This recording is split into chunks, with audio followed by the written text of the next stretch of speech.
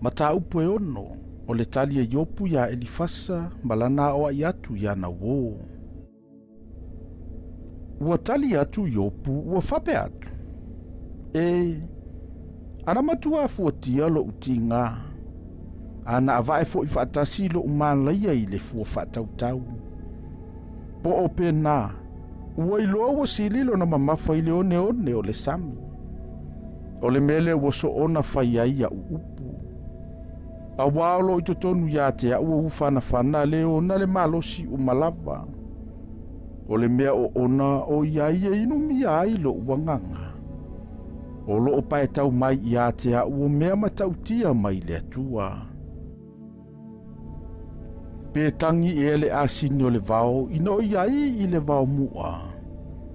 Pe tangi fo i le povi ua iona luma na mea ai.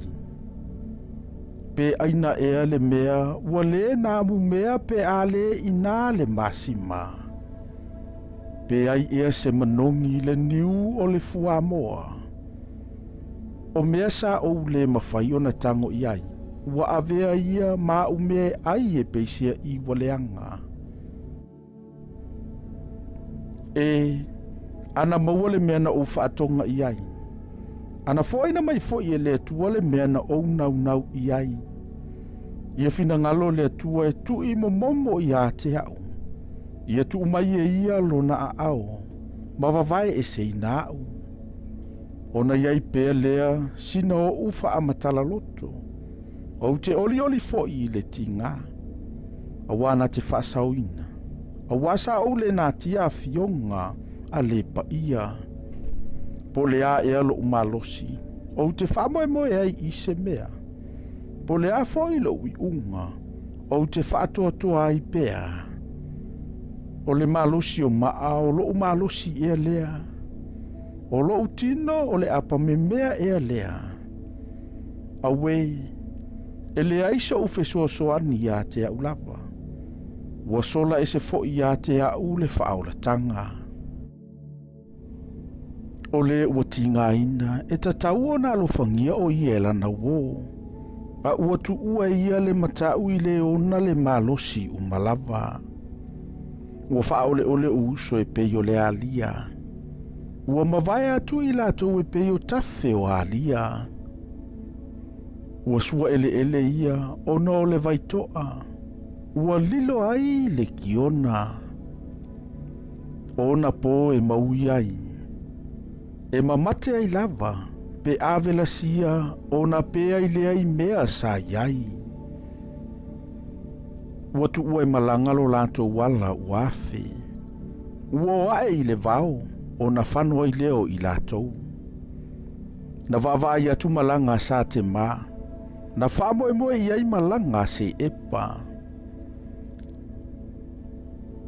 Na masiasi i lantou awana lantou whaatuatua i ai. Na o antu i ai o na lantou whememea i ai lea. Awa, ua avea nei o tau e peio ia mea. Ua vava ai mai o tau i lo umalaia ma o tau whewhewhe ai. Pena o whai atu ea. I o tau au maia se mea i a te au. Pe... Au mai ia se mea alofa ia te au a ia autou oloa. Pe, lave ai mai ia te au ai le lima o le ua ita mai. Pe, whaola mai ia autou ia te au ai lima o e ua whasawa mai. Ina aoa o mai ia autou ia te au. Ona ou whaalolongo ai lea. Iau tau whaasino mai fo i a te au se mea ua ou se ai. E matu a ma ai uputonu. Ai peitai. Se ase mea ua whaatonu wina i la autou wa o inga. Po ua autou manatu ea o ina o upu. O upu ale ua toto ai e tusa ia ma le matangi. Ua autou feosofi mai i le ua matua oti. Ua autou e lia fo i le lua mo la autou wo. A o le nei. Ia autou fina ngalo e sila mai i a te au. Ona autou sila fia lea pe a fai o te tala pe pelo. ina fo'i mai ia o outou aua ne'i ai se ami o le aga ina toe fo'i mai ia o outou ua iai i lenei mea la'u amia tonu po ua iai ea se agasala i lo'u laulau faiva pe lei loga ea i lo'u ngutu le mea leaga